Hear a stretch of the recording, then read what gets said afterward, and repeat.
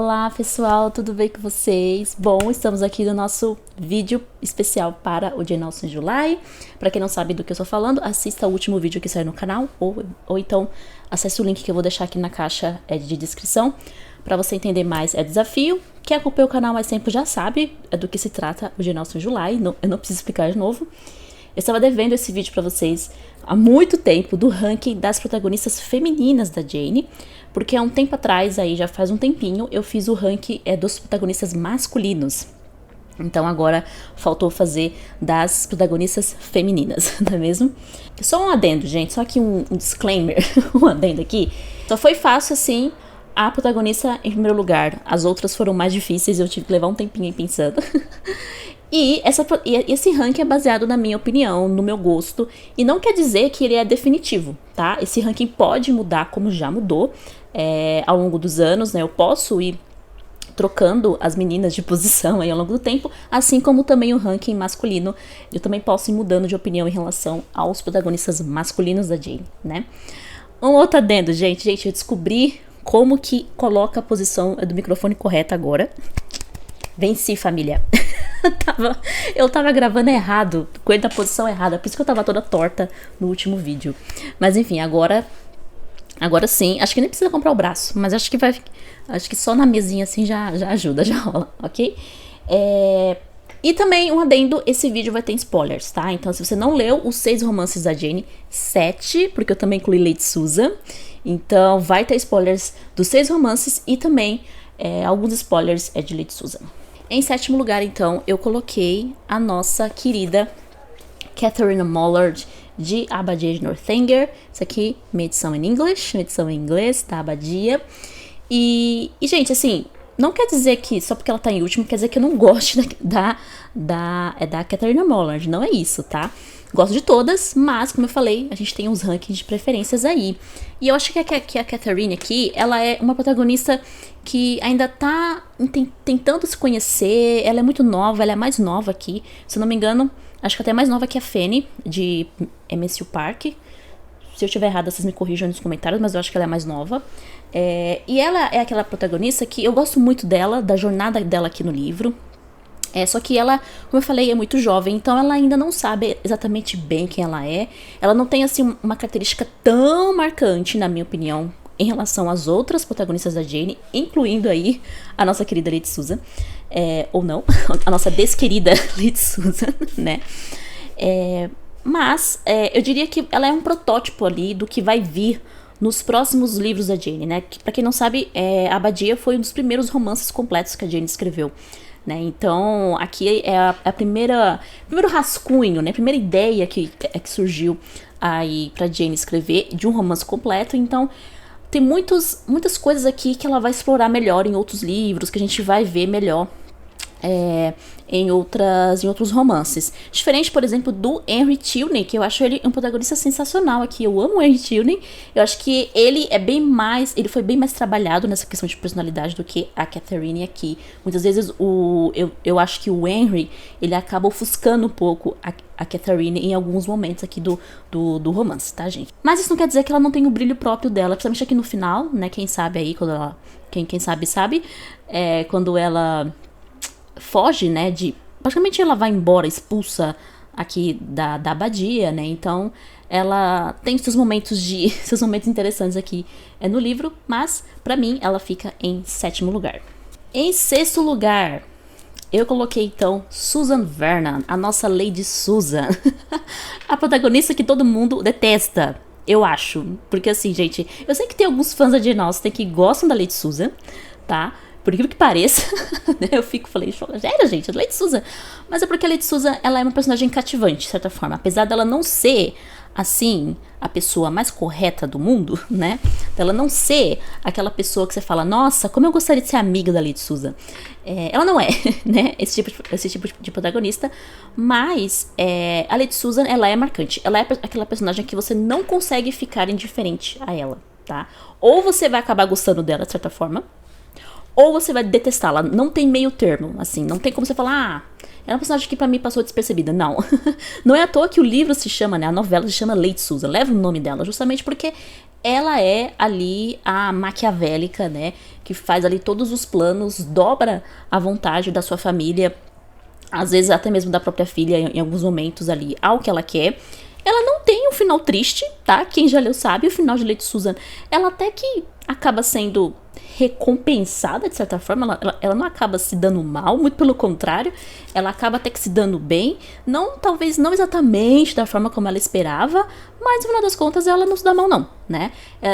Eu não diria que ela é punida pelo que ela faz, de certa forma ela acaba sendo punida em alguns momentos aqui pelo que ela fez, né? Principalmente em relação à sua filha, a Frederica, né? Então a família aqui dos Vernon meio que todos se voltam contra ela de certa forma, mas mesmo não tendo conquistado exatamente o que ela queria, né? Que é o cerne aqui do romance, que é fazer ela se casar novamente muito bem e a filha também, né? E ela tinha ali na mira dela esses homens com quem ela queria formar esse casamento duplo. Ela não consegue exatamente isso, mas também ela não fica sozinha. Ela termina se casando sim, de certa forma, até fazendo um bom casamento, mas não um casamento feliz, né? Vamos dizer assim. Porque foi um casamento totalmente baseado em interesses. Ela é muito esperta, ela é muito engenhosa, né? Se ela fosse uma mulher que pensasse mais nos outros, ela seria uma grande protagonista, né? Aqui no livro. Eu acho que a Lady Susan, cara, se a Jane tivesse feito o caminho da Lady Susan, igual o caminho da Lizzie Bennet, assim, não boa, eu diria, mas uma pessoa mais empática, de certa forma, uma pessoa que pensasse nas outras pessoas, tá? Eu não diria que ela é de toda ruim, mas também ela não é totalmente boa, né? Ela só pensa nela e no que é melhor pra ela e pra filha, e muitas vezes nem mesmo na filha, só o que é melhor pra ela. Então, mas tá aqui, fica em sexto lugar, essa personagem ambígua, que é a nossa desquerida Lady Susan. Ou querida, né? Vai que alguém gosta da Lady Susan, né, gente? Não sei.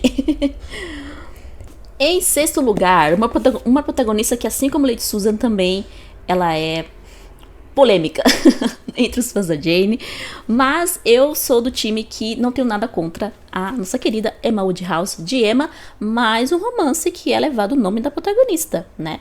Tal como Lady Susan leva o nome da protagonista Lady Susan, Emma também.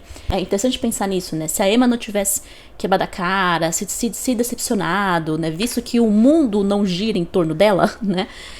Possa ser que ela tivesse tomado um caminho completamente diferente aí na sua vida. Mas eu gosto bastante da Emma justamente porque ela cai em si, né?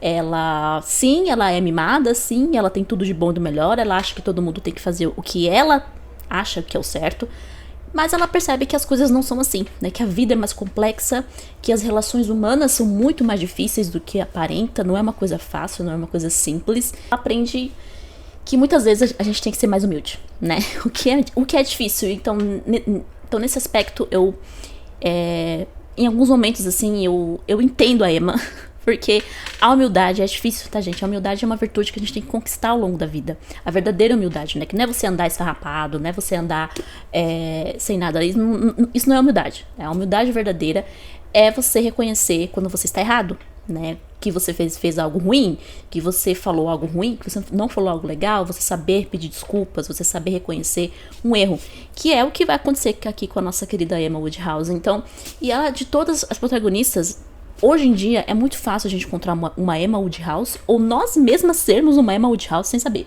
né? Ou temos alguns aspectos aqui da própria Emma. Então, ela é a mais próxima de nós, assim, do nosso tempo, assim, eu diria que todas as meninas aqui, né? Na minha opinião, ela é a mais próxima, tá? Porque as outras, vocês vão perceber que elas têm virtudes muito acima do que a gente tá acostumado a ver. Não que não existam pessoas incríveis, né? Como as outras protagonistas da Jane, né? Mas eu digo assim que a Emma é a mais fácil da gente encontrar na nossa vida, uma Emma, né? E a gente, ou até mesmo ter alguns defeitos que a Emma também tem, e a gente se vê nesses defeitos. Então,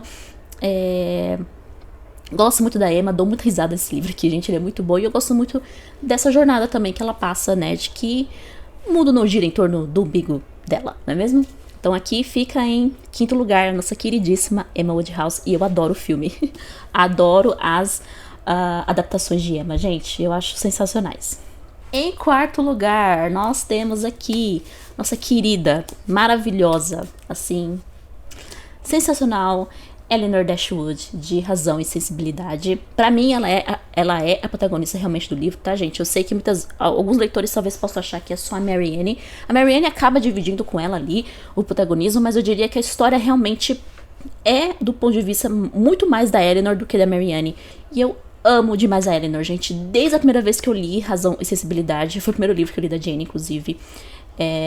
Ela aguenta de tudo aqui calada, ela tem uma fortaleza, assim, de espírito muito grande. Claro que no final ela vai desabar aqui, ela vai pôr isso pra fora, né, porque você fica guardando os sentimentos, guardando o que você sente o tempo todo, e nunca deixar essa emoção, esse sentimento sair também não é muito bom, né, o que ela vai aprender aqui também.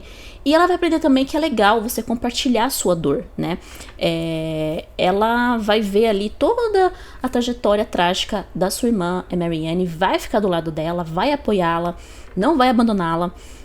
Sem contar a questão difícil da família, né, que elas perderam praticamente a casa ancestral onde elas moravam. Então, assim, a Eleanor aguenta muita coisa aqui, não pode deixar a mãe desamparada, então ela tem que cuidar da mãe, tem que cuidar da irmã. Tem a outra irmãzinha mais nova, a Margaret também, que de certa forma olha pra Eleanor como esse exemplo. Então a Eleanor acaba sendo, assim, essa liga na família, sabe? Que não deixa as coisas desabarem, né? Quem leu aqui sabe do que eu tô falando. Mas ela sofre sozinha, né? Não tem ninguém que a console, não tem ninguém que ofereça um ombro pra ela chorar as pitangas dela também, né? Porque ela não é um robô, ela é um ser humano, né? Mas a Eleanor realmente é muito marcante, eu gosto muito dela. Uma grande protagonista da Jane aqui. E graças a Deus ela tem um final feliz, porque olha o que essa mulher passa aqui.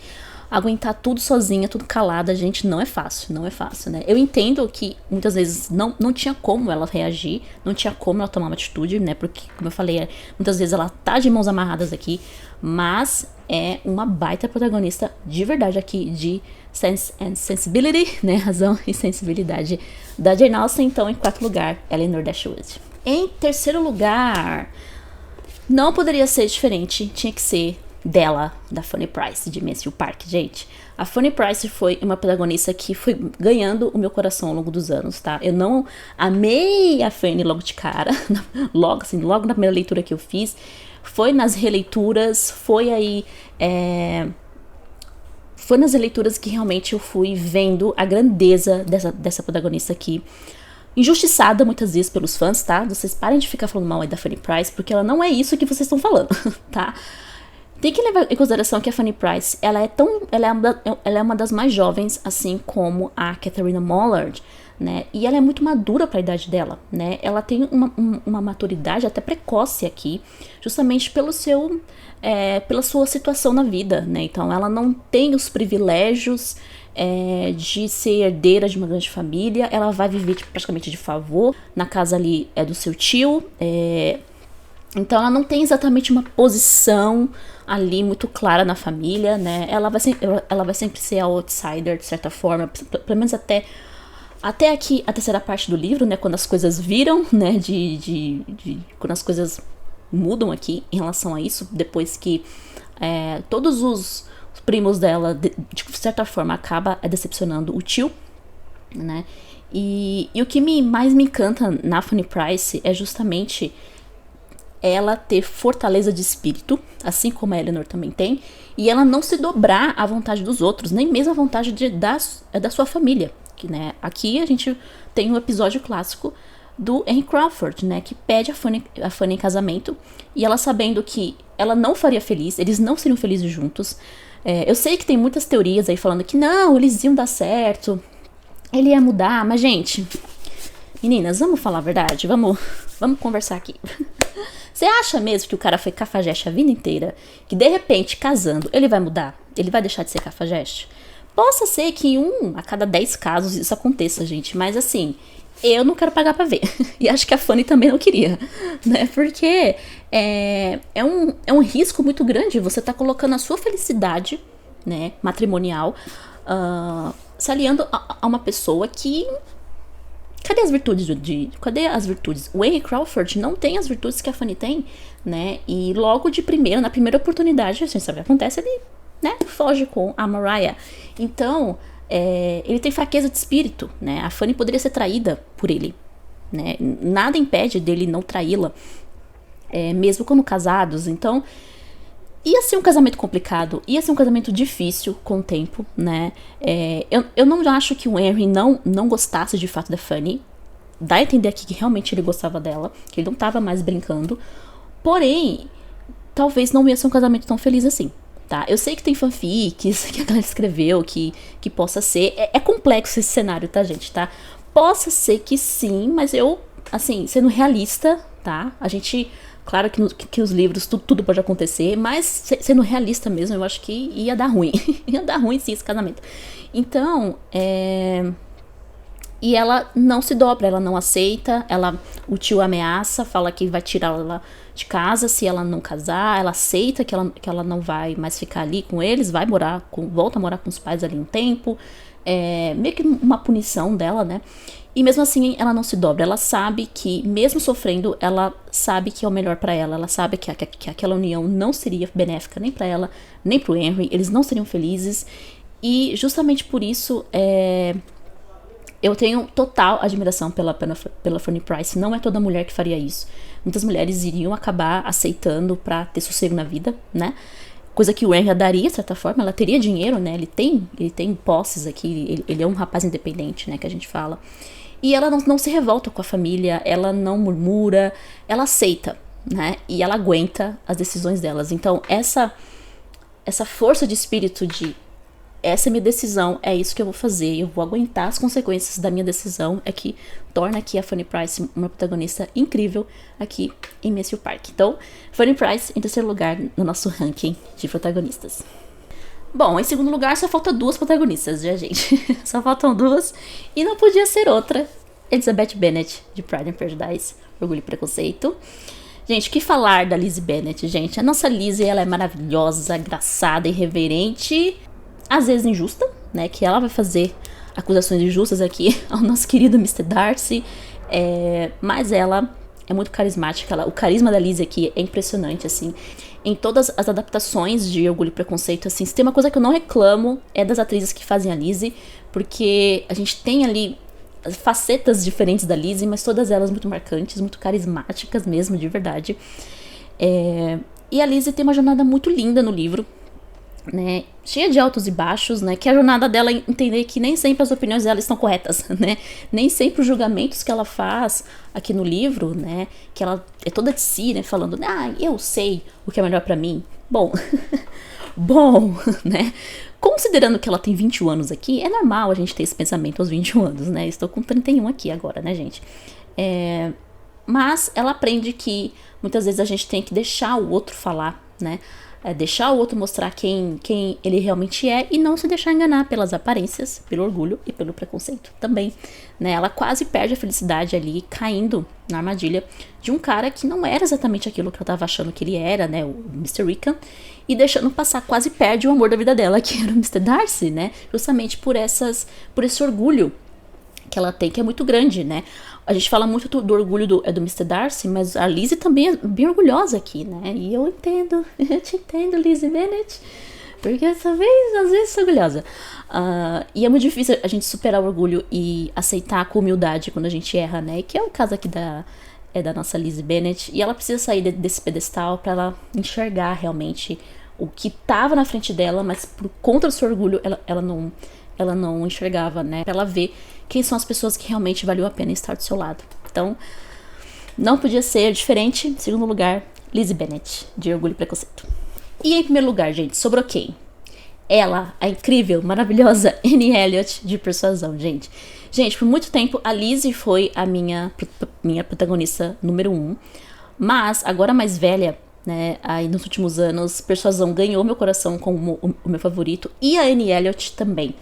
Eu diria que a Anne Elliot é aquela personagem que eu quero me tornar um dia, em certo aspecto. Os aspectos positivos aqui da Anne Elliot é o que eu gostaria de desenvolver ao longo da minha vida e quando eu atingir a maturidade, né? Quero ficar mais velha, quero ficar mais sábia como a Anne Elliot. Então, se tem uma coisa que é muito especial da própria Annie é o quanto ela é sábia, o quanto que ela adquiriu um pouco de sabedoria ao longo da vida, ao longo desses 8 anos que ela sofre aí o abandono, de quem ela ama, que não aceita, né, que ela tomou a sua decisão, né, e ela tem princípios, ela tem uma boa mente, ela tem caráter, mas ela precisa entender que ela ainda é nova aqui, né?